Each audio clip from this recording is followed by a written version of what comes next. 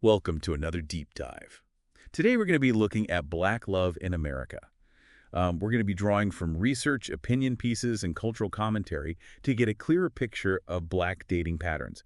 And, I think one thing that's going to be really interesting for us to look at is this discrepancy we keep seeing between certain stereotypes about Black relationships and what the data is actually telling us. Yeah, there's definitely a lot to unpack there. And I think that's why this deep dive is so important. We need to move beyond these sort of simplistic narratives and really delve into the nuances of these experiences. Absolutely, and challenge some of those preconceived notions along the way. So let's just jump right in. One of the most striking things we found was that 80% of Black Americans date other Black Americans. Yeah, that's a huge number. I mean, it really challenges that idea that Black people don't prioritize relationships within their own community. It really does. I mean, that statistic just jumps right out at you. When you think about the complexities of race and identity in America, it kind of suggests that there's this strong sense of shared experience and cultural connection that's drawing people together. Yeah, for sure. And I think it makes you wonder where those stereotypes even come from in the first Right. place. Like, how do those narratives even take hold when the data's pointing in a completely different direction? Well, I think it speaks to the power of those dominant narratives, right? How they can shape our perceptions even when they don't line up with reality.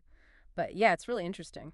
So we see this strong foundation of Black love within the Black community, Hmm. but then we also see this trend of interracial marriage Hmm. that's been on the rise for all Americans since Loving v. Virginia back in '67. Right. I mean, that case was such a landmark decision, and it really paved the way for so much progress. And, since then, we've seen a pretty significant increase in interracial marriage across the board. But it is interesting that Black and white Americans are still the least likely to intermarry compared to other groups. That is really interesting. What do you think might be contributing to that? Well, it's a complicated issue, right? I mean, Yeah. you can't discount the historical factors here. Centuries of segregation and discrimination have definitely played a role in shaping social circles and influencing partner choices. Yeah, it's a reminder that those historical legacies don't just disappear overnight. They continue to shape our present in so many ways, Yeah, even in the realm of love and relationships. exactly. But here's another thing that I thought was super interesting. There's this gender gap within Black interracial marriage. Black men are twice as likely as Black women to marry someone of a different race or ethnicity. What are your thoughts on that? That's a pattern that researchers have been trying to understand for decades. And I think it's likely tied to a lot of different factors. One thing you have to consider is societal beauty standards. Those standards are often rooted in Eurocentric ideals. So you're suggesting that there might be this bias, maybe even unconscious, towards lighter skin tones. I mean, it's a tough reality to grapple with, but it really makes you think about how deeply ingrained those Eurocentric beauty standards are and how they might be impacting people's perceptions of attractiveness. Right. And you also have to consider how those beauty standards intersect with cultural perceptions of masculinity and femininity. For example, there's this long history of Black women being hypersexualized and stereotyped in ways that Black men aren't. And I think that can definitely impact how they're perceived as potential partners, both within and outside their own racial group. Yeah, and those are just some of the factors, right? We're really talking about these layers of history, societal pressures, and cultural expectations that all converge to shape these patterns. Exactly. And I think it just underscores the importance of really digging deeper and considering the systemic forces at play. Now, speaking of challenging perceptions, one concept we came across in our research was this idea of American African as a distinct identity that's embraced by some Black Americans. And it's actually really interesting. They really emphasize these core values like family, honesty, entrepreneurship, self-defense things that I think a lot of people would identify with. It is fascinating. It's really a powerful perspective, and I think it speaks to this desire to reclaim narratives and to define Black identity on their own terms. Right. It's about agency and self-determination. And one thing that stood out to me was their critique of how statistics are often used to portray Black communities negatively. They're really pushing back against those biased narratives and trying to highlight the strength and resilience of their community. I think that connects back to our earlier conversation about Black love and the need for these more nuanced understandings. Yeah, for sure. I mean, it speaks to this need for self-definition and rejecting those limiting narratives that have so often been imposed on them. Exactly. And that's what makes this deep dive so important. It's about exploring those complexities and challenging those simplistic narratives. So now let's shift gears a bit and talk about this issue of colorism. This is an issue that has such deep roots in our history. Yeah, colorism is a form of discrimination that unfortunately exists within a lot of different communities of color. It's basically this preference for lighter skin over darker skin, and we can trace its roots all the way back to slavery. I mean, if you think about it, lighter skinned black people often received preferential treatment because they were seen as being closer to whiteness. It created this hierarchy based on proximity to the very group that was oppressing them. It's just heartbreaking to think about the lasting legacy of those systems and how they continue to affect people's lives today. It's a really painful reality, and I think understanding the historical context is essential for understanding the depth of this issue. After slavery, you had things like the one-drop rule, which basically classified anyone with any black ancestry as black, and that further solidified the idea that any deviation from whiteness was undesirable. And even after slavery was abolished, we still see these really disturbing practices like the Blue Vein Societies. Right, where people were actually judged based on whether or not their veins were visible through their skin. It's just crazy to think about how deeply entrenched these biases became. And then you have the paper bag test that was used to determine social acceptability. I mean, it just blows my mind that these practices were happening, not that long ago. So I guess the question becomes, how does all of this play out in the context of dating today? I mean, we've established that there's this strong foundation of Black love within the Black community, but I'm curious to know how colorism might be affecting relationships and perceptions within that community. Yeah, that's a great question, and it's where the psychological impacts of colorism really come into focus. We're talking about how this form of prejudice can affect a person's sense of self-worth, their confidence, and even how they navigate romantic relationships. It really cuts deep. We're talking about how this form of prejudice can impact a person's sense of self-worth, their confidence, and even how they navigate romantic relationships. It's heartbreaking to think that someone's skin tone could have such a profound impact on their life experiences. Dr. Diane Stevens's research really sheds light on this. She's found that lighter skin is often associated with positive traits like intelligence and kindness, while darker skin is unfairly linked to negative stereotypes. So even within the Black community, we see these ingrained biases playing out in how people perceive one another. It's almost like these Eurocentric beauty standards have seeped into our collective consciousness, shaping our perceptions of attractiveness even within our own communities. Yeah. It's a subtle but powerful force. These biases influence what researchers call dating scripts, those unspoken rules and expectations that guide how we interact with potential romantic partners. So are we saying that even if someone consciously rejects colorism, they could still be influenced by these unconscious biases when choosing a partner? That's a tough pill to swallow. Unfortunately, it's a reality we have to confront. Unconscious bias operates beneath the surface of our awareness.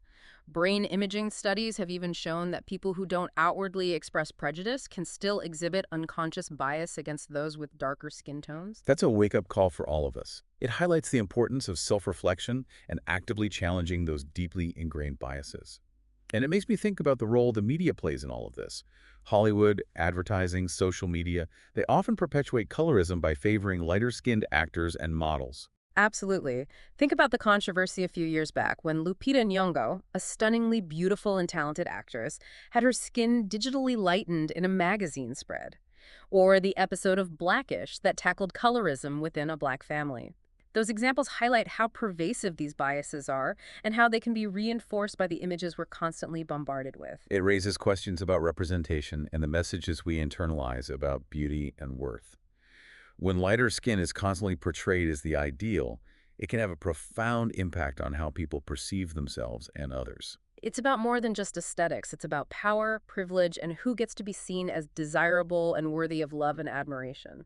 And these messages translate into real-world consequences. We're talking about a multi-billion-dollar skin lightening industry that preys on people's insecurities and reinforces the dangerous idea that lighter skin is more valuable. It's a global industry, and its prevalence in Black communities, as well as in Asia, Africa, and the Caribbean, speaks to the widespread impact of colorism. It reveals how deeply entrenched the belief is that lighter skin equates to beauty and worth, even across diverse cultures. It's tragic, really, to think that an industry built on insecurity and harmful beauty standards can thrive on such a massive scale. And it's not just about the financial exploitation. Many of these products contain dangerous chemicals that can have devastating consequences for people's health. It's a reminder that the pursuit of lighter skin can come at a very high cost. This is where I see the importance of movements like the American African perspective we discussed earlier. Their rejection of skin lightening practices is a powerful statement against these harmful beauty standards. Absolutely. It represents a growing movement to embrace and celebrate the beauty of natural blackness in all its shades and forms. It's about challenging those Eurocentric beauty standards that have been imposed for far too long and reclaiming their own narratives. It's about defining beauty on their own terms. So, having explored all these complex issues, the stereotypes surrounding black dating, the reality of black love and marriage, the history and ongoing impact of colorism, and the role of media and representation, what do you see as the most crucial takeaway for our listeners? For me, it's the understanding that Black love cannot be contained within a single narrative. It thrives both within and outside the Black community, defying easy categorization. It's resilient, diverse, and constantly evolving. I couldn't agree more.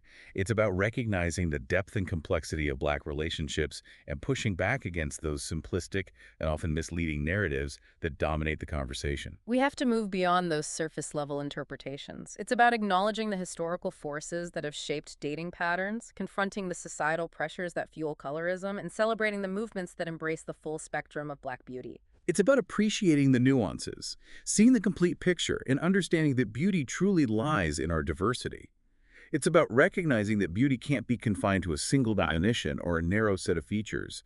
It's about embracing the richness and uniqueness of every individual. It really is. And that recognition is a powerful antidote to the harmful effects of colorism and those limiting beauty standards that have prevailed for far too long. So as we wrap up this deep dive into Black love and colorism, what are some key takeaways our listeners can carry with them?